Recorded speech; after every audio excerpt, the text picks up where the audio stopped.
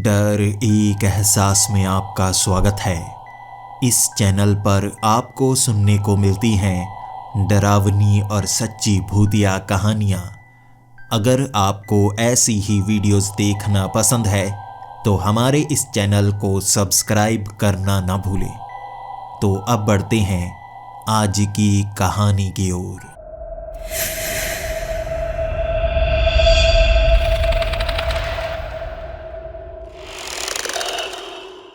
Hello दोस्तों, मेरा नाम रस्टिन है और मैं नेदरलैंड्स का रहने वाला हूँ। यहाँ के एक बड़े शहर एम्स्टरडैम में इस समय मैं रहता हूँ, लेकिन किसी समय मैं स्नीक में रहा करता था।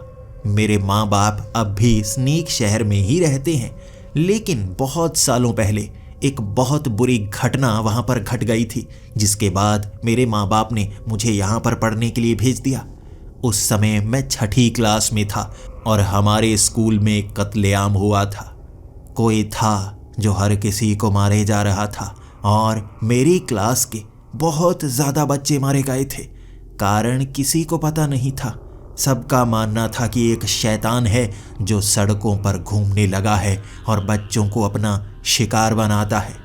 उसने मुझे शिकार बनाने की कोशिश भी की थी, जिसके बाद मेरे माँ बाप बहुत ज़्यादा डर गए थे। कई ऐसे डिटेक्टिव जो मेरे घर पर पहरा लगाने लगे थे और मेरे माँ बाप को ये लगने लगा था वो मुझे जिंदा नहीं छोड़ेगा, वो मुझे मार देगा। इससे बचने के लिए मुझे उन्होंने शहर से बाहर भेज दिया बोर्डिंग स्कूल में, और वहीं पर मैं रहने लगा। मैं जिंदा बच गया। अब मेरी स्कूल की पढ़ाई भी खत्म हो चुकी है और मैं कॉलेज की पढ़ाई भी खत्म कर चुका हूँ। मैं पुलिस में भर्ती हो चुका हूँ और अब भी वापस अपने शहर जाने के सपने देखा करता हूँ। किसी तरह मेरी ट्रांसफ़र वहाँ पर हो जाए, हमेशा से मैं ये सोचा करता था। लेकिन मेरे पिता कहा करते थे, नहीं नहीं, तुम्हें यहाँ नहीं आना चाहिए। कहीं वो शैतान दोबारा जिंदा हो गया और उसने तुम्हें मारने की कोशिश की तो। मैंने कहा, अब मैं छोटा बच्चा नहीं हूँ, मैं बड़ा हो गया हूँ। अब उस शैतान को पकड़ने का समय है। मेरी बहस अपने ही पिता से हुई थी और मेरे पिता मना करते जा रहे थे कि तुम्हें इस शहर में नहीं आना चाहिए। ये शापित शहर है और ये दोबारा शैतान को जिंदा कर देगा। लेकिन मैंने अपनी ट्रांसफ़र स्नीक शहर में करवा ही ली और आज मैं वहीं पर जा रहा था। आंखों में वो सपने लिए, वो भयानक सपने जो मुझे बचपन में आया करते थे। एक एक करके हमारे स्कूल के बच्चों को मारा जा रहा था और उन्हें एक छोटी सी चिट्ठी दी जाती। अखबार में कई न्यूज़ होती, उसकी कटिंग करके एक एक शब्द को कागज़ पर चिपकाकर धमकी भरा वो लेटर बच्चों के घर में भेजा जा रहा था और उसके बाद उन्हें मार दिया जाता भयानक रूप से। ऐसा कोई वहशी ही कर सकता है। किसी बच्चे को आंख निकाल कर आंख के बीच वाले उस छेद में चाकू से मारकर मारा गया, तो किसी को पानी में डुबोकर मारा गया। मेरी क्लास के कुल 25 बच्चों को मारा गया था और ऐसा ही लेटर जब मेरे घर में आया था, मेरे पिता ने वो लेटर सबसे पहले पहचान लिया और पुलिस को बुलाया। उसके बाद डिटेक्टिव मेरे घर के बाहर लग गए थे। इस तरह से मैं तो बच पाया, लेकिन उस रहस्य को सुलझाने के लिए वापस मैं उसी शहर में जाना चाहता था। हमेशा मैं सोचा करता था, कौन होगा वो शैतान? क्या वो इंसान होगा या जैसे सब कहते हैं शैतान जो उन शापित खंडहरों से निकल कर आता है? मुझे सच्चाई का सामना करना था। मैं आज भी उन भयानक सपनों को देखता हूँ, कैसे मेरे दोस्तों को मारा गया होगा। मुझे जैसे वो दृश्य नजर आते हैं। शायद ये अजीब सी शक्ति है जो मुझे वो दृश्य दिखाती है। मेरे दोस्त का पानी में डूब कर मरना, मेरे दोस्त का चीखना चिल्लाना जब उसे वो शैतान मार रहा था, ये जैसे मुझे नजर आता था। मुझसे पूछताछ की गई थी, लेकिन मैंने कभी उस शैतान को देखा नहीं था। कभी कभी पेड़ों के पीछे परछाइयाँ नजर आती थी, कभी कभी घर के ऊपर जैसे छत पर चढ़ा हुआ कोई नजर आता था। मैं हमेशा अपने पिता को कहा करता था, शायद मेरा कोई पीछा करता है। लेकिन मेरे पिता कहा करते थे, ऐसा कैसे हो सकता है? कौन तुम्हारा पीछा कर रहा होगा? तुम्हें फिल्में कम देखनी चाहिए। लेकिन 7 दिनों के अंदर बच्चों को मारा गया था और दहशत फैल गई। फिर मेरे पिता ने मान लिया था, सच में कोई है जो मेरा पीछा करता है, और लेटर मिलने के बाद मैं बच पाया। मैं अपने शहर में था।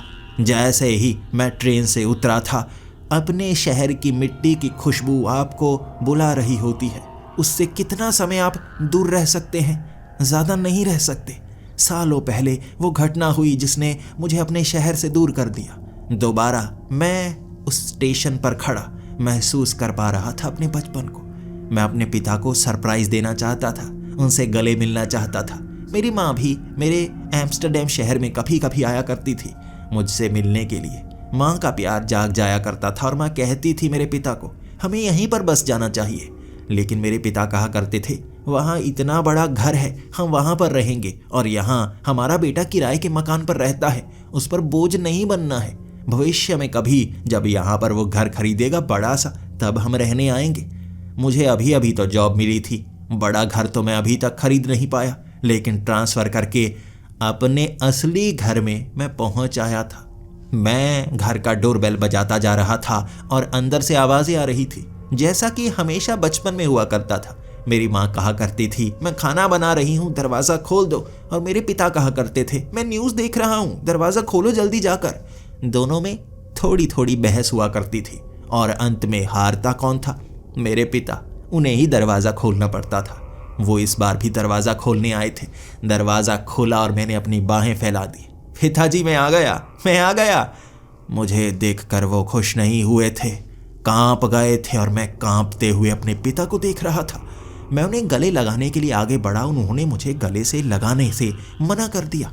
वो कहने लगे, तुम यहाँ क्या कर रहे हो? तुम्हें यहाँ नहीं आना चाहिए था। मैंने पुलिस की वर्दी पहनी हुई थी और ये भी मेरे पिता के लिए एक सरप्राइज ही था।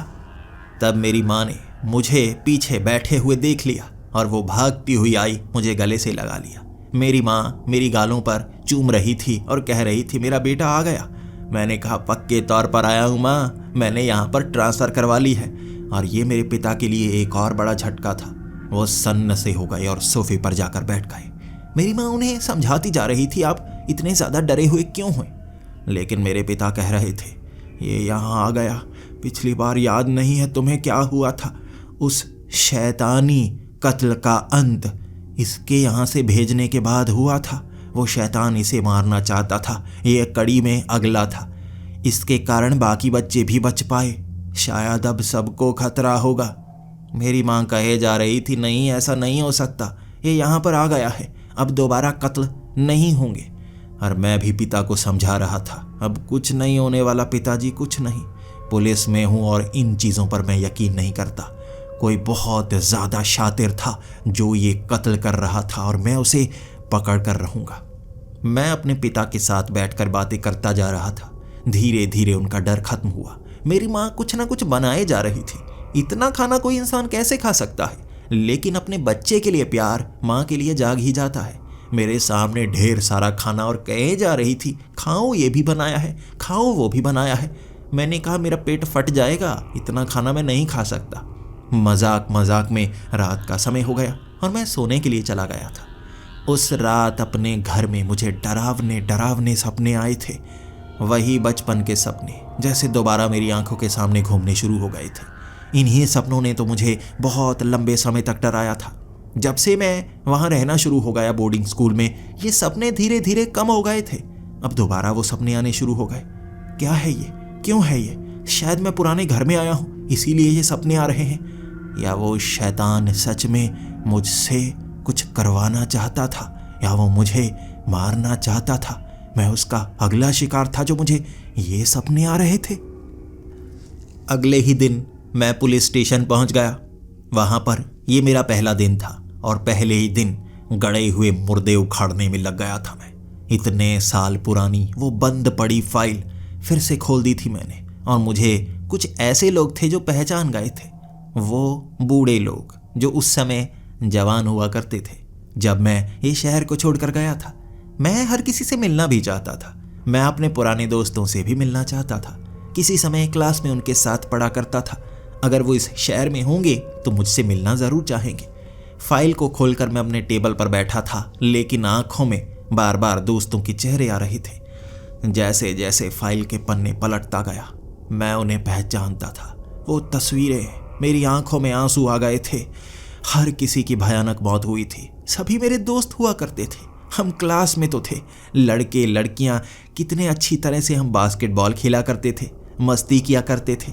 मैं अपने दोस्तों के घर भी जाया करता था, वो भी मेरे घर आया करते थे। वो क्या दिन हुआ करते थे। छठी क्लास, वीडियो गेम्स का खेलना, क्रिकेट खेलना, बेसबॉल खेलना, बहुत सारी ऐसी गेम्स थी जो हम इकट्ठे खेला करते थे। दूर चले गए मेरे वो दोस्त। एक भयानक शैतान उन्हें मार गया और मुझे गुस्सा आ रहा था। गुस्सा बढ़ता जा रहा था। मैं दोबारा इस फाइल को खोलने के लिए जैसे ही कमिश्नर के पास गया था, वो ऐसा करना नहीं चाहते थे। उनका मानना था मेरा काम और होना चाहिए। मैंने कहा, वैसे भी बंद पड़ी फाइल है, इसे कोल्ड केस कहा जाता है और कोल्ड केस 25 साल बाद दोबारा खोला जाता है। इतना समय तो हुआ नहीं। मैंने कहा, मैं इस केस पर काम करना चाहूँगा। आप इसे अगर दोबारा खोलते तो मैं एक्स्ट्रा टाइम 2 घंटे लगाकर इस फाइल पर काम करना चाहूँगा। वो मान गए थे क्योंकि मैं काफ़ी ज़्यादा मेहनती था। जहाँ से मैं पहले आया था वहाँ से बहुत तारीफ़ें हुई थी मेरी, इसीलिए उन्हें मेरी बात माननी ही पड़ी। और वो फाइल को मैं सीधा घर ही ले आया था। घर में वो फाइल अपने टेबल पर रखी और निकल पड़ा शाम के वक्त अपने दोस्तों से मिलने के लिए। जैसे जैसे कुछ घरों में मैं जाता गया, पता लगा मेरे कई दोस्त जो अलग अलग शहरों में जा चुके हैं।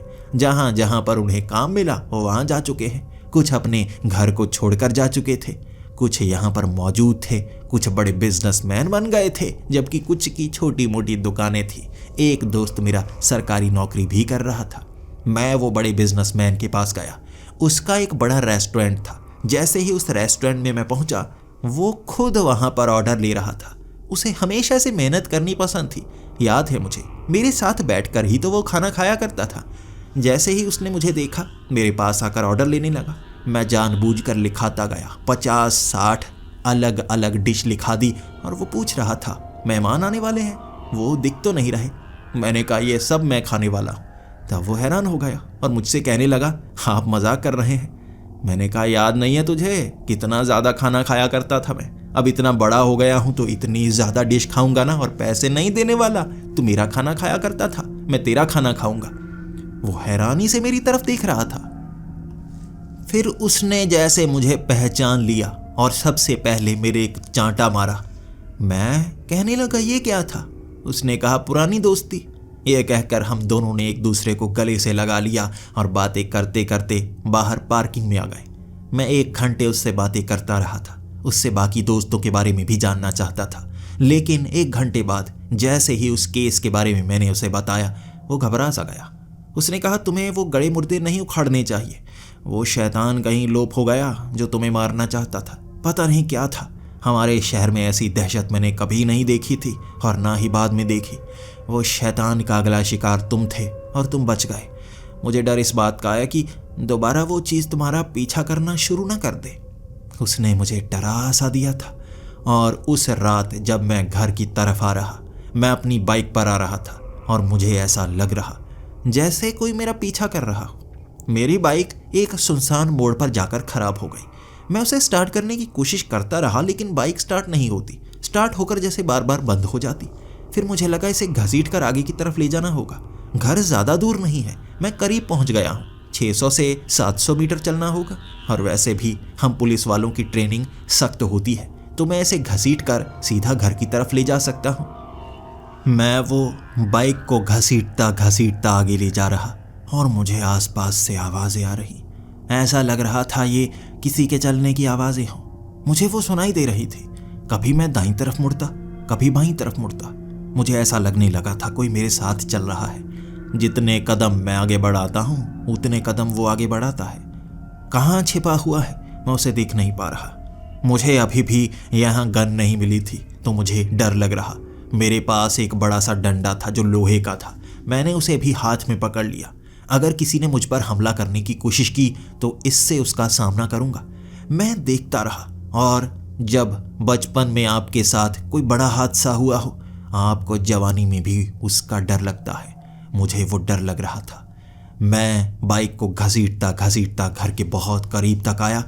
सांस रुकने को आ गई थी। वो आवाज़ें चलने की, हर बार मेरे कदमों से कदम मिलाती हुई वो आवाज़ें मेरे कानों में पड़ती और मैं शहर पड़ता। मैं जल्दी से अपने घर का वो बड़ा गेट लगाकर अंदर बाइक लगाकर अंदर की तरफ आया था। मेरे पिता पूछ रहे थे, तुम्हारे चेहरे पर इतना पसीना क्यों है? मैं अपने पिता को बताना नहीं चाहता था, डराना नहीं चाहता था। लेकिन जैसे ही मैं अपने कमरे में गया, मेरा वो कमरा आगे की तरफ ही था। खिड़की से मैं बाहर झांक रहा। मुझे सामने वाले पेड़ के पीछे एक परछाई नजर आई थी। वो दिख नहीं रहा था कौन है, लेकिन परछाई जैसा बना हुआ। बचपन में ऐसी परछाइयाँ मैंने कई बार देखी थी और ऐसी परछाइयाँ कई और लोगों ने भी देखी थी। जिन्होंने ऐसी परछाइयाँ देखी थी, पहले बताया उन्होंने, बाद में जिंदा नहीं रहे थे वो। उस रात मुझे उसी परछाइयों के ख्याल आते रहे थे। मैं सो गया तो मुझे भयानक सपने आने लगे थे। ये दूसरी रात थी जब मुझे फिर से वैसे ही भयानक भयानक से सपने आने लगे थे, और इस बार सपनों में कुछ अलग सी चीजें थी, अलग मौतें। अब मैं अपने सपनों में उन लोगों की मौतें भी देख पा रहा था जो कभी मरे ही नहीं, वो दोस्त जो जिंदा थे, वो कुछ बच्चे जो बच गए थे, मैं उन्हें भी मरता हुआ देख रहा था। वैसे कागज के पन्ने जिन पर उनके भी नाम लिखे हुए थे, वो भी वैसे न्यूज़पेपर की कटिंग से मैं आंखों के सामने देख पा रहा। पूरी रात मुझे वैसे सपने आते रहे थे। कुछ बड़े बड़े बोर्ड भी दिख रहे थे जिन पर उनकी तस्वीरें लगी हुई, जैसे उनको कोई निशाना बनाने की कोशिश कर रहा हो। मैं अगली सुबह उठा था तो इन चीज़ों पर यकीन नहीं कर पा रहा था।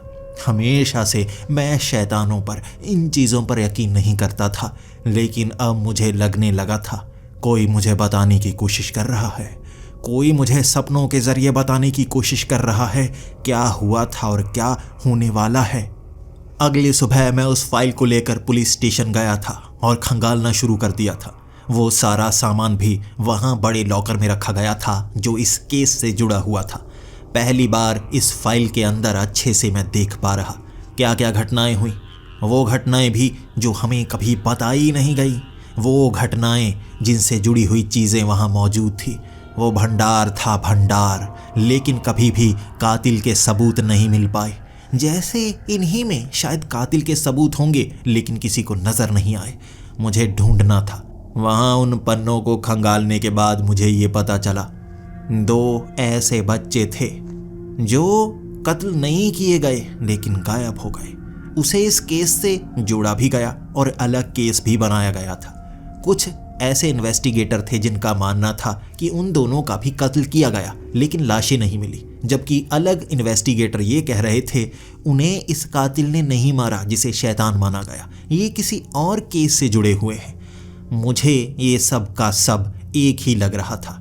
मैं अब फिर से अपने उस पुलिस स्टेशन में एक खास कमरा ले चुका था जिसमें मैं इस केस पर काम करने वाला था। पहले तो मैंने वो तस्वीरें निकाली, वो बोर्ड पर लगा दी। उसके बाद मैं देखने लगा कैसे कैसे लाइन में वो कत्ल हुए थे। अब कुल 27 कत्ल गिने जा चुके थे और मुझे सिर्फ इतनी तस्वीरें मिली थी। मैं उन तस्वीरों को लगा चुका बिल्कुल लाइन वाइज। पहले कौन सा बच्चा मरा, दूसरे नंबर पर कौन सा मरा, तीसरे पर कौन सा, और बीच में 2 वो बच्चे थे जो गायब हुए। उनके बाद एक और कत्ल हुआ और उसके बाद मेरी बारी थी, लेकिन मैं तो यहाँ से भाग गया था। अब शुरुआत करनी थी तो सबसे पहले बच्चे से ही करनी थी। एल्फ्रेड, जो सबसे पहले मारा गया था। उसके सीने में 30 खंजर के निशान थे। वो खंजर भी कभी ढूंढा नहीं जा सका। उसके शरीर पर इतने खंजर के निशान एक बीच सड़क पर हुए थे जहां लोगों का आना जाना बहुत ज़्यादा रहता है। कुछ समय के लिए वो सड़क खाली हुई, इतने में कत्ल हो गया और कातिल कभी ढूंढा नहीं जा सका। अब मैं उस फाइल के पन्नों को देख रहा था। आखिर क्या चीज़ें थी जहां से ये कत्ल शुरू हुए। वो हमारी क्लास का सबसे अच्छा लड़का था। वो किसी से भी ज़्यादा बात नहीं किया करता था, हमेशा डरा डरा सा रहता था। मैं याद कर पा रहा था कैसा था वो मुझसे बहुत अच्छे से बात किया करता था, लेकिन उसे एक चीज़ का डर हमेशा रहता था। कुछ लड़के ऐसे थे जो बहुत अकड़ू थे, सभी उसे पीटा करते थे। सबसे ज़्यादा कमज़ोर वही था। आखिर उसकी कमज़ोरी का इस्तेमाल शैतान ने भी किया। सबसे पहला शिकार कमज़ोर का ही किया जाता है, और वो कमज़ोर था सबसे पहले आसानी से मारा गया। घर की तरफ जा रहा था चलकर और खाली जगह में उसे मार दिया गया। इतने वार हुए कोई देख तक नहीं पाया। वो जंगली इलाका था, यहाँ कई जगह बहुत ज़्यादा पेड़ लगे हुए हैं, और हमारी जो स्ट्रीट है जहाँ रिहायशी घर हैं, वहाँ स्कूल से घर आने का सफ़र थोड़ा लंबा होता है और कई बच्चे चलकर आया करते थे। एल्फ्रेड भी चलकर आया करता था। अब उसके उस अलग फाइल में मैं खंगाल रहा। उसके घर में कैसा पेज मिला था, उसमें क्या लिखा हुआ था, और वो पेज भी वहाँ लॉकर में रखा हुआ। सबसे पहली धमकी उसे मिली थी कि तुम्हें मारने की कोशिश की जाएगी, और सिर्फ वही पन्ना था जिसमें ये शब्द इस्तेमाल हुए कि कोशिश की जाएगी, मारा नहीं जाएगा। बाकी सबको ऐसे धमकी भरे खत मिले थे जिसमें कहा गया कि तुम्हें मारा जाएगा, और उसे मारा गया। इसे मारने की कोशिश करने का खत मिला था सबसे पहले, लेकिन आखिर इसकी शुरुआत कहाँ से हुई कोई जान नहीं पाया था। और मैं जैसे ही अपने वो पुराने दोस्तों से मिला, उनसे पूछ रहा था कि मैं अब इस केस पर काम कर रहा हूँ, मैं ढूंढना चाहता हूँ वो कौन था जिसने हमारे बचपन को बर्बाद किया। मेरे दोस्तों ने याद दिलाया, याद है हम सभी स्कूल के बच्चे पिकनिक मनाने के लिए जाया करते थे। मैंने कहा हाँ, हम पिकनिक मनाने जाते थे, बड़ा मजा आया करता था। तो उसने कहा, याद है तुम्हें आखिरी बार पिकनिक मनाने के लिए हम कहाँ पर गए थे? 6ठी क्लास में। वो घटनाएं होने से 1 महीना पहले हम उन खंडहरों में गए थे, और उन खंडहरों में कई ऐसी जगह थी जिसे शापित कहा जाता था। लेकिन जो हमारा स्कूल टीचर था वो इन चीज़ों पर यकीन नहीं करता था। उसने कहा था उस तरफ कोई नहीं जाएगा, सभी बच्चे इस तरफ रहेंगे। लेकिन हम कुछ बच्चे थे जो वहाँ पर घूमने के लिए गए थे। मैंने कहा हाँ हाँ हाँ, मुझे याद आया, मैं तो भूल ही गया था। तब उसने कहा, वहाँ याद है एक बड़ी सी शापित मूर्ति मिली थी, हाथ में खंजर लिए, शैतान की, जिसे देखने के बाद सब डर गए थे। उसे सबसे पहला हाथ एल्फ्रेड ने लगाया था, और हम कहा करते थे शैतान को हाथ नहीं लगाना चाहिए। वही शैतान है जिसने एल्फ्रेड को मारा, और उसके बाद सभी बच्चों को मारने लगा। जितने पिकनिक पर आए थे सबको मारने का इरादा होगा उसका। मेरे दोस्त ने एक अजीब सा क्लू दिया था। भले ही इन चीज़ों पर मैं यकीन नहीं करता था, लेकिन क्लू तो मुझे मिल गया था। मैं अब उन खंडहरों में जाना चाहता था। वक्त शाम का हो गया था, और उन खंडहरों में जाना भी मुझे अकेले को ही था। जैसे यादें आंखों के सामने घूमने लगी थी। ये वही इलाका था ना जहां हम पिकनिक मनाने जाया करते थे। खुद को ही सवाल कर रहा था मैं। वो खंडहर इलाका जैसे ही शुरू हुआ, आंखों के सामने मेरे सपने आने लगे थे। मैं सपनों में इन खंडहरों को देख रहा था, और सपने काफ़ी अजीब आते हैं। सपने में जैसे कोई मेरी मदद करने की कोशिश करता है, मुझे दिखाने की कोशिश करता है। और जो बचपन में खंडहर हुआ करते थे इतने गंदे काले रंग के नहीं होते थे, मिट्टी से भरे होते थे। ये अब काले खंडहर थे जैसे सपने में आया करते थे। मैं सोचता जा रहा, ये कैसे हो सकता है? ये खंडहर में मैं अब आया हूँ, अब जाकर पता लगा ये काले हैं। सपने में कब से मुझे ये काले नजर आ रहे थे, जैसे कोई शक्ति मुझे दिखा रही थी, मुझे यहाँ बुला रही थी। मैं खंडहरों के बीच उस मूर्ति को ढूंढता रहा। वो मूर्ति मुझे उन खंडहरों में मिली ही नहीं। हर जगह ढूंढ लिया मैंने, जैसा कि मेरे दोस्त ने बताया था। वो जो खंडहर थे मूर्ति वहीं होनी चाहिए थी। एल्फ्रेड ने सबसे पहले उसे हाथ लगाया था, बाकी तो डर कर भाग गए थे। कहाँ है वो मूर्ति, कहाँ चली गई? मैं वहाँ से निकल आया था और अंधेरा हो गया था। मैंने अपनी बाइक ठीक तो करवा ली थी, लेकिन आज फिर से घर की तरफ जा रहा। घर से कुछ दूरी पर बाइक खराब हो गई, वो अपने आप बंद हो गई। मैं स्टार्ट करने की कोशिश कर रहा, वो स्टार्ट नहीं हो रही। कैसे ये बाइक खराब हो जाती है? क्या हुआ इसे? बिल्कुल नई तो ली है मैंने। फिर से उसे घसीटना पड़ा, और आज फिर से वैसा ही। जैसे जैसे मैं कदम आगे बढ़ाता जाता, आसपास से वो कदमों की आवाज़ आती, जैसे कोई मेरा पीछा कर रहा हो, लेकिन उसके कदम बिल्कुल मेरे कदमों की तरह ही आवाज़ कर रहे थे। मैं रुक जाता तो कदमों की आवाज़ नहीं आती। मैं थोड़ा तेज़ होता, तेज़ी से अपने कदमों को ज़मीन पर पटकने लगता, तो वो आवाज़ मेरे साथ ही ऐसी ही आती जैसे कोई और है जो कदमों को पटक रहा है, बिल्कुल मेरी नकल कर रहा है। कौन है वो? कहाँ से आया है? मेरा पीछा क्यों कर रहा है? मैंने आवाज़ लगाकर कहा था, जो भी है बाहर आ जाए, देख मुझे डराने की कोशिश मत कर। मैं गन रखे हुए हूँ। मैं झूठ बोल चुका था क्योंकि मेरे पास गन नहीं थी, लेकिन सामने वाले को कौन सा पता कि गन नहीं है। अमूमन पुलिस वाले के पास गन होती है और सामने वाले को लगेगा मेरे पास भी गन है, शायद वो डर जाएगा। और ऐसा ही हुआ, कदमों की आवाज़ आना बंद हो गई। जब मैं घर में आ गया था, बहुत ज़्यादा परेशान भी था।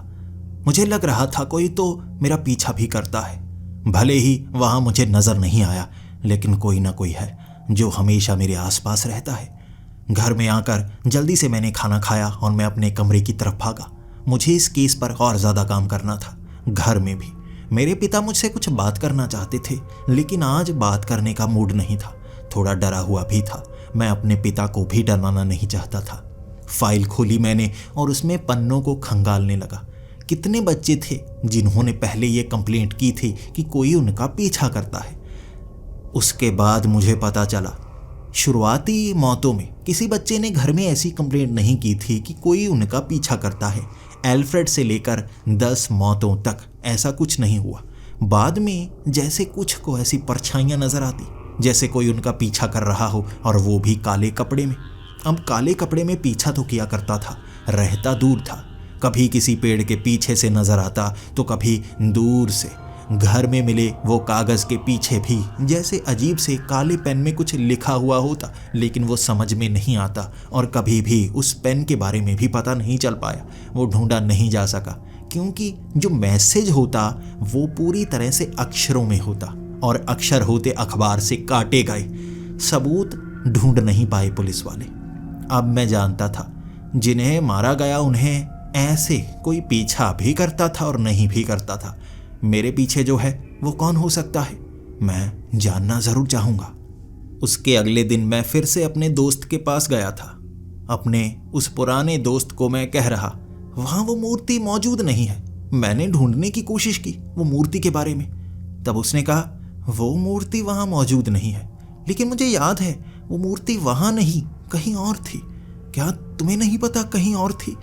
मैंने कहा कहीं और? इसके बारे में तो तुमने बताया नहीं। तब मेरे उस दोस्त ने कहा था, मुझे भी कल ही याद आया बाद में बात करने के। जब मैं घर आया मैं याद करने लगा वो मूर्ति कितनी भयानक थी, लेकिन वो एक बार नहीं देखी, एक और बार देखी थी।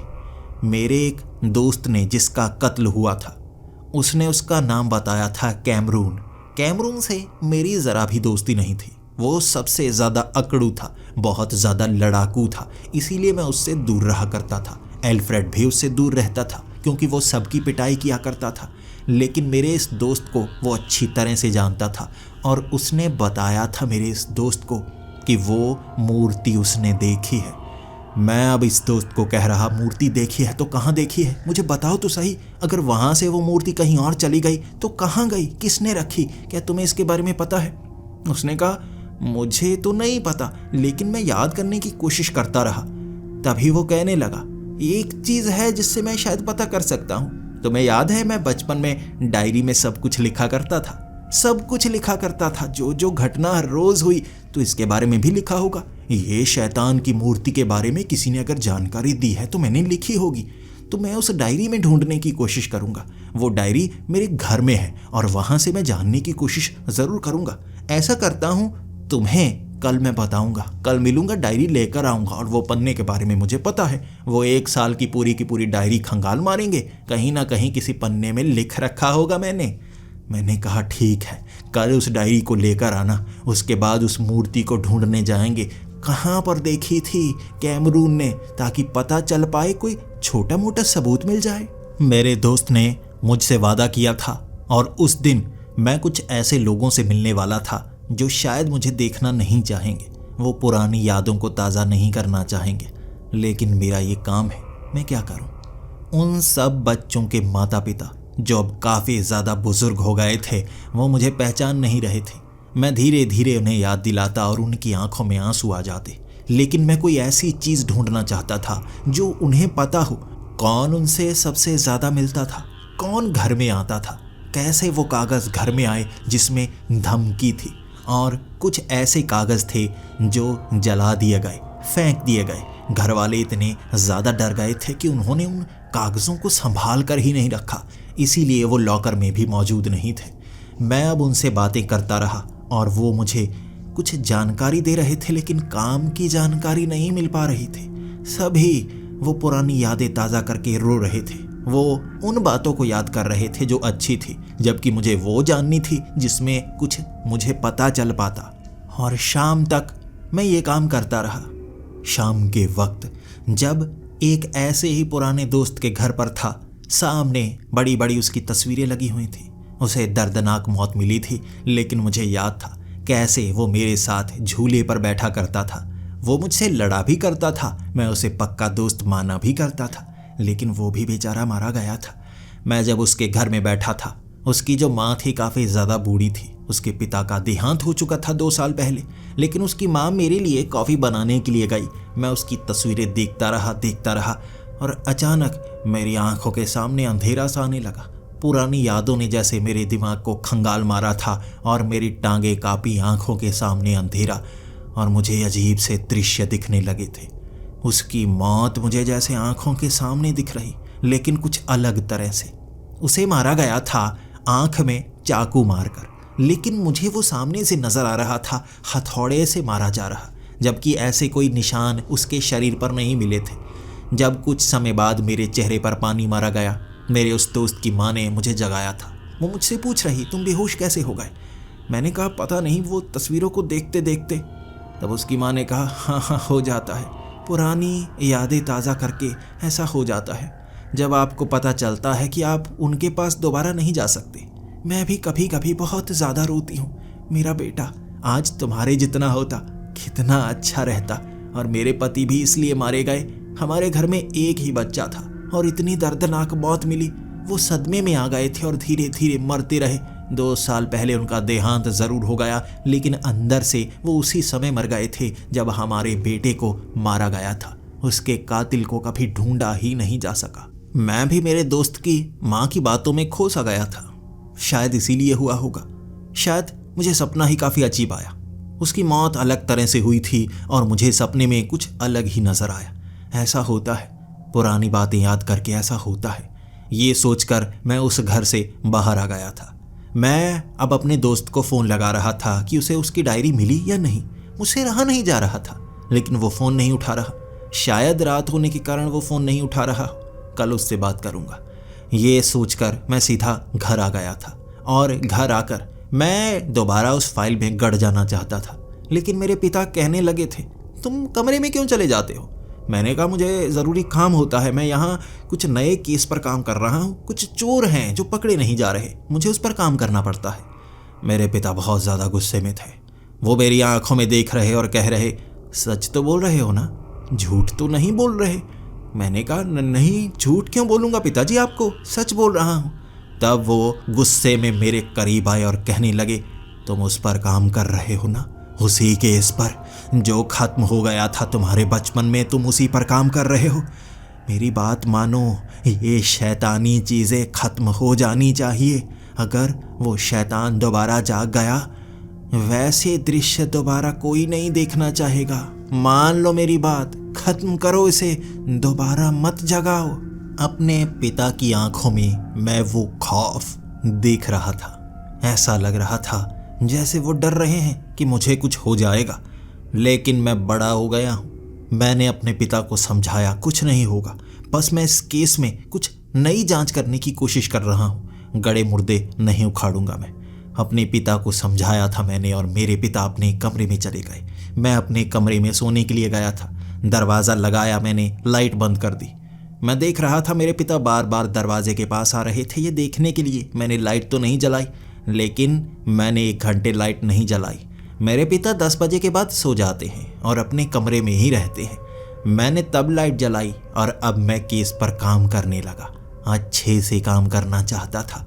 कई छोटे छोटे क्लू मुझे मिल गए थे। कई ऐसे पेरेंट्स से बात करने के बाद कुछ छोटी मोटी नई चीज़ें पता चली थी। जितने भी बच्चे थे वो सब डरे हुए थे शैतान से। सबके अंदर एक ही डर था कि वो जो खंडहर में गए थे बच्चे, वो जो नहीं भी गए उनमें भी डर था कि वहाँ शैतान को छूकर आए हैं, ये शाप सबको मारेगा। पुलिस को भी इसके बारे में बताया गया था, लेकिन पुलिस ने ये शैतानी चीज़ों के बारे में ध्यान दिया ही नहीं। उस मूर्ति को ढूंढने की कभी कोशिश की ही नहीं। पुलिस वाले इन चीज़ों पर यकीन नहीं करते और वो ऐसे सबूत ढूंढते हैं जो असली हों। अब मैं इस एंगल पर भी काम करना चाहता था। वो चीज़ें जो कोई मानता नहीं, उस पर एक बार काम तो करना चाहिए। हो सकता है कोई नया सबूत मिल जाए। अब अगली सुबह मैं अपने दोस्त को फ़ोन लगा रहा था। फ़ोन उसका स्विच ऑफ और मैं घबरा गया। आखिर वो उस फ़ोन स्विच ऑफ करके क्यों बैठा है? जैसे ही मैं उसके घर की तरफ गया, घर में ताला लगा हुआ। जब मैं पुलिस स्टेशन पहुंचा और वहां मेरी आंखें खुली की खुली रह गई। मेरे उस दोस्त का कत्ल हो चुका था और वो भी पास के जंगल में कोई उसे मार कर चला गया था। उसकी बीवी पुलिस स्टेशन में रो रही थी क्योंकि उसके पति को चाकू गोद गोद कर मारा गया था। मैं घबरा गया, मेरे हाथ पांव फूल गए थे क्योंकि ऐसा बहुत समय बाद हुआ जब यहाँ ऐसा भयानक कत्ल हुआ हो। जब मैं छोटा था तब ऐसे कत्ल हुए थे, दोबारा यहाँ ऐसा कत्ल नहीं हुआ।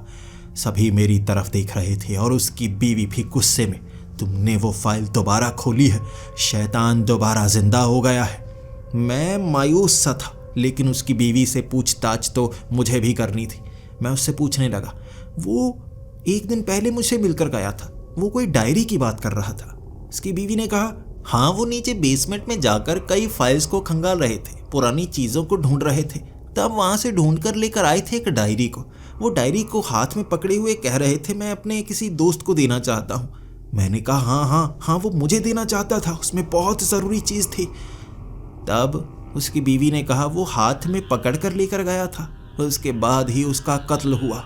अब उसकी लाश के पास वैसी डायरी नहीं मिली थी। मैंने फाइल में देखा और मैं अपनी आंखों को संभाल नहीं पा रहा था। मैं रो रहा था अपने दोस्त के कत्ल पर। इसी के साथ सबूत दूर होने का गम भी मेरे अंदर था। मैं क्या करता? उसको पता था वो मूर्ति कहाँ है और वो चीज़ अब दूर हो चुकी है जो बता सकती थी। मैं अब उसके कत्ल के आसपास सभी सबूतों को ध्यान से देख रहा, कोई हाथ के निशान, कोई ऐसा सबूत। लेकिन उस जंगल में जब उसे मारा गया तो चाकू गोद गोद कर मारा गया, जबकि उसके नाखून में कोई खून नहीं था। उसने उलझने की कोशिश नहीं की, एकदम एक झटके से मारा गया और पहला वार उसकी पीठ पर हुआ था।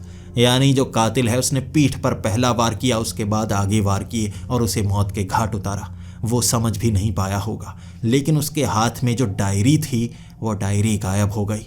ये कत्ल कल शाम हुआ था और तब से मैं फ़ोन पर ट्राई भी करता रहा था, इसीलिए उसने फ़ोन नहीं उठाया। अब उसका फ़ोन भी स्विच ऑफ था और उसके फ़ोन को ट्रैक भी नहीं किया जा सकता था। फ़ोन भी गायब, डायरी भी गायब। आखिर हमें ये दोनों चीज़ें ढूंढनी थी। जहां हम इन दोनों चीज़ों को ढूंढ पाते, वहीं से ये केस आगे बढ़ पाता। उस दिन हम इसी काम पर लगे रहे और जब मैं घर की तरफ आ रहा था, फिर से मेरी बाइक खराब हो गई। मैं बाइक को घसीटता हुआ घर की तरफ आने की कोशिश कर रहा, लेकिन पास से आ रही वो आवाज़ें, अब मुझे जैसे उससे डर नहीं था। मैं लड़ना चाहता था। कितने दोस्तों को मारेगा, कितने लोगों को मारेगा ये शैतान, मुझे पता करना था। आखिर मैं कैसे पता करूं, समझ नहीं पा रहा था। आज मुझे गन मिल चुकी थी और मैंने किसी को बताया तक नहीं था। मैं बाइक को घसीटता हुआ, आवाज़ों को सुनता हुआ ध्यान से सुन रहा था। वो आवाज़ गूंज रही थी दीवारों के कारण, लेकिन दाईं तरफ से आ रही वो आवाज़ पेड़ों के पास से किसी चलने की थी, जैसे कोई वहाँ अंधेरे से रोशनी में देख पा रहा हो, लेकिन मैं रोशनी से अंधेरे में देख नहीं पा रहा। जल्दी से हाथ मैंने गन पर लगाया और गन को लोड किया। बाइक को ऐसे ही घसीटता रहा। उसके बाद छलांग लगाई, बाइक गिरी और मैं भागा उन पेड़ों के पास। मैं उसे पकड़ना चाहता था और भागने की आवाज़ उसके कदमों की भी। कोई काले चोले में था और काला चोला देखते ही मुझे जैसे वो सपनों की बातें याद आने लगी। काला चोला, बार बार मैं देख पा रहा था काले चोले में कोई है जो मेरा पीछा किया करता था बचपन में भी। बचपन की वो यादें भी घूम रही और लोगों के वो बयान काले चोले के। मैं बस उसके पीछे ही था और मैंने कहा, मैं गोली चला दूंगा, मैं गोली चला दूंगा, रुक जा, मैं गोली चला दूंगा। वो आगे आगे भागता गया। मेरे पास कोई रास्ता नहीं था। मैंने गोली चलाई उसके पैर पर। जैसे ही गोली उसके पैर पर लगी, उसकी टांग जख्मी थी और वो गिरा। मैं जल्दी से उसे पकड़ चुका था और पीठ पर बैठा था। इतना बड़ा केस इतनी आसानी से सुलझ जाएगा मैं जान नहीं पा रहा था। मैं कोई साधारण इंसान नहीं, पुलिस में हूँ, ट्रेनिंग पूरी हुई है और उसे पता था मुझे मारना बहुत मुश्किल होगा। इसीलिए वो कमज़ोर कड़ी ढूंढ रहा था, लेकिन इतने में मैंने उसे पकड़ लिया। कौन है ये? मैं उस अंधेरे में टॉर्च की रोशनी से देखना चाहता था। काला चोला जब मैंने उसके सर से हटाया, ये मेरे पिता थे। मैं घबरा गया था, कांप गया था, डर गया था, लेकिन बंदूक की नल्ली मैंने नीचे की तरफ नहीं की। मेरी आंखों के सामने सब कुछ घूमता गया, सब कुछ घूमता गया। पिताजी, क्या वो आप हैं? आपने मारा सबको? तो मेरे पिता कह रहे, नहीं नहीं, मैंने किसी को नहीं मारा। मैं तेरे आसपास था, तेरी सुरक्षा के लिए, तुझे कुछ हो ना जाए इसलिए मैं तेरे करीब रहता था। मैंने कहा, फिर काले चोले में ही क्यों? आप वैसे भी पीछे हो सकते थे। उन्होंने कहा, कोई मुझे पहचान ना ले, मैं बस तेरी सुरक्षा के लिए था। लेकिन अब मैं पुलिस में था और पुलिस में हमें सिखाया जाता है, रिश्तेदार, माँ बाप, हर रिश्ते से बाहर निकलकर सोचना होता है, कानून के दायरे में सोचना होता है। आपको अगर किसी पर भी शक हो, चाहे वो आपका बाप ही क्यों ना हो, आपको उसके खिलाफ सबूतों में ढूंढना पड़ता है। क्या ये वही है? और मेरी छठी इंद्री कह रही थी, ये वही है। शहर का सबसे बड़ा आतंक मेरे पिता। पुलिस वहां आ चुकी थी। मेरे पिता को पकड़ लिया गया था और उन्हें लॉकअप में भेज दिया गया। पूछताछ उनसे जारी थी और 5 घंटे की पूछताछ रात को की गई, लेकिन उन्होंने कुछ नहीं बताया। आखिर में मैं गया था उन्हें इमोशनली सब कुछ बताने के लिए, मजबूर करने के लिए। मैं उनसे पूछता गया, आपको सच बताना होगा पिताजी, आपको सच बताना होगा। सबूत हम वैसे भी ढूंढ लेंगे। आप मेरा पीछा क्यों कर रहे थे? क्या आपने मेरे दोस्त को मारा? क्या बचपन में भी आप सबको मारते थे? उन्होंने कहा, नहीं, मैंने किसी को नहीं मारा, मैंने किसी को नहीं मारा। मैं तेरे करीब था, तेरी सुरक्षा के लिए। मेरा यकीन कर, मेरे खिलाफ कोई सबूत नहीं मिलेंगे, कोई सबूत नहीं मिलेंगे मेरे खिलाफ, मेरी बात मान ले। तब मैंने अपने पिता को कहा था, अगर कत्ल आपने किए हैं तो सबूत मैं ढूंढ लूँगा। लेकिन मेरे पिता का बस एक ही कहना था, चला जा यहाँ से, दूर चला जा इस शहर में। ये शहर तुझे बर्बाद कर देगा, तुझे बर्बाद कर देगा। मत रुक, मत रुक, वो शैतान तुझे मार देगा, वो शैतान तुझे मार देगा। मेरे पिता ने मुंह तक नहीं खोला। मैं जानता था एक राज उनकी आंखों में है, वो बता नहीं रहे। वो बस मुझे यहाँ से दूर करना चाहते हैं। तो मैं उस राज के बारे में जानने की कोशिश करने लगा। घर की हर दीवार को फाड़ डाला, छत पर ढूंढने की कोशिश की और मेरे कमरे की उस छत के बीच मेरे उस दोस्त की डायरी मिल गई थी। अब वो डायरी मेरे पास थी और उससे ये पता चल पा रहा था मेरे पिता ही हैं जिन्होंने मेरे दोस्त को मारा। तभी तो मेरे घर में वो डायरी आई, उन्होंने ही मारा होगा। और अब मैं इसी के साथ घर में पुरानी चीज़ों को भी खंगालना चाहता था। बचपन में क्या हुआ करता था, कैसे हुआ करता था, हम कहाँ जाया करते थे। बेसमेंट में वो बड़े बड़े डिब्बों को खंगालना शुरू कर दिया। कोई सबूत तो होगा बचपन का, उन्होंने कैसे लेटर्स को काटा होगा और वो चिट्ठियाँ बनाई होंगी। यहाँ छोटा मोटा सबूत मिलेगा। मैं ढूंढता गया, सबूत मिल नहीं रहा था। मैं ढूंढता गया, लेकिन बचपन की वो किताबें, जादू टोने की किताबें जो मेरे पिता पढ़ते होंगे, वहाँ भंडार लगा हुआ था उनका। जादू कैसे किया जाता है, शैतान को कैसे बुलाया जाता है, हम शैतान कैसे बन सकते हैं, ऐसी किताबें थी वहाँ पर। और मुझे लग रहा मेरे पिता कोई जादूगर होंगे, किसी तरह के कोई शैतान को बुलाने वाले, और शायद गलती से उन्होंने शैतान को बुलाया होगा और वो शैतान सबको मार रहा होगा, या उनका दिमागी फितूर और वो खुद शैतान बन गए, सबको मारने लगे। मैं फिर से पुलिस स्टेशन गया था अपने पिता से पूछने के लिए, वो शैतानी किताबें क्या कर रहे थे आप? और उन्होंने कहा था, मैंने वो गलती की थी, मैं जानने की कोशिश कर रहा था शैतान क्या है, कैसे आता है और कैसे जाता है, मैं ढूंढना चाहता था। मैंने उनसे कठोर सवाल किए थे, क्या आपने किसी शैतान को बुलाने की गलती की?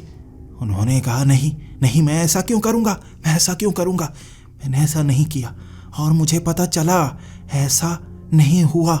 वो किताबें किसी काम की नहीं, उन्होंने तब भी कुछ नहीं बताया, ना कत्ल के बारे में। वो बस उन किताबों से जादू टोने की बात करते रहे। इससे ये साबित नहीं किया जा सकता था कि कत्ल उन्होंने किए हैं, तो मुझे फिर से सबूतों में आगे बढ़ना था। अब उस डायरी को मैं पढ़ने लगा था और उसमें कोई सबूत तो मिलने वाला था नहीं। उसमें तो मैं वो मूर्ति को ढूंढना चाहता था ना, लेकिन अब मेरे पिता को ढूंढा जा चुका है, तो मूर्ति का मैं क्या करूँगा। पहले मुझे ऐसा लग रहा था, लेकिन शाम होते होते मुझे लगा अब मुझे उस जगह जाना होगा जहाँ मूर्ति है। शायद मैं कुछ ऐसा ढूंढ पाऊँ जो इस केस में आगे निकल पाए। मेरे पिता को शक के बिना पर पकड़ा ज़रूर जाएगा, लेकिन पक्के सबूत नहीं मिल पाएंगे। अपने पिता को जेल भिजवाने के लिए मुझे पक्के सबूत चाहिए और हर जगह जाने को तैयार हो जाऊंगा। मैं देखता हूँ अब वो मूर्ति कहाँ है। मैं उस डायरी में खंगालता गया और मुझे उसके बाद एक पन्ने में ये पता चला, वहाँ जंगलों में एक गुफा है, खंडहरों के पीछे नीचे जाने वाली। वहाँ बच्चे ही जा सकते हैं, छोटा सा छेद, लेकिन खंडहरों के नीचे जैसे कमरे बने हुए हैं और एक कमरे में वो मूर्ति है। एक लड़के ने देखी थी, मेरे उस दोस्त को बताई और वो मारा गया था। यानी अब वहाँ जाकर शायद कुछ ऐसा मिल जाए जो हमें सच बता पाए। मैं अब अपने साथियों के साथ उस गुफा को ढूंढने के लिए पहुंचा था। मिट्टी के कारण कई जगह जैसे पुरानी हो गई थी, ईंटें गिरने के कारण कई जगह बंद थी, लेकिन गुफा सही जगह पर ढूंढी गई और हम सब उस गुफा के अंदर थे उस मूर्ति को देखने के लिए। भीड़ थी पुलिस वालों की और जैसे ही हम गुफा में गए, सबकी आंखें फटी की फटी रह गई थीं। वो मूर्ति टूटी हुई थी और पीछे पड़ी थी। मूर्ति के ऊपर का हिस्सा भी बिखरा पड़ा था, लेकिन वहाँ और बहुत सारी चीज़ें, कई सालों पुरानी चीज़ें, बड़ा सा बोर्ड लगा हुआ और उसमें टंगी हुई तस्वीरें एक पुलिस वाले की तरह थीं। वो तस्वीरों के ऊपर धागे से जोड़ी गई वो कड़ियाँ बिल्कुल जैसी मुझे सपने में आया करती थी। वहाँ रखे हुए कागज़ के पन्ने, बड़ी बड़ी किताबें, हम उन किताबों को खंगालते गए। एक बड़ा खजाना हाथ लगा था, सबूतों का भंडार, सबूतों का। खंजर, कई इंजेक्शन, चाकू, हर चीज़ खून लगी वहाँ पर मौजूद थी और डीएनए टेस्ट भी कराए जा सकते थे। वहाँ हाथ के निशान भी उन पर मौजूद थे। ये बहुत पुरानी चीज़ें थीं, लेकिन इससे सबूत मिल सकते थे। वो हर चीज़ जिससे उन बच्चों को मारा गया, बच्चों के कपड़े, बच्चों की तस्वीरें, बच्चों की किताबें जो गायब हुई, हर चीज़ वहाँ पर मौजूद थी। जो कातिल था यहाँ से ऑपरेट करता था और यहाँ से प्लान बनाता था। सबको मारने का प्लान यहाँ पर बना था और किसी ने कभी ये ढूंढने की कोशिश ही नहीं की।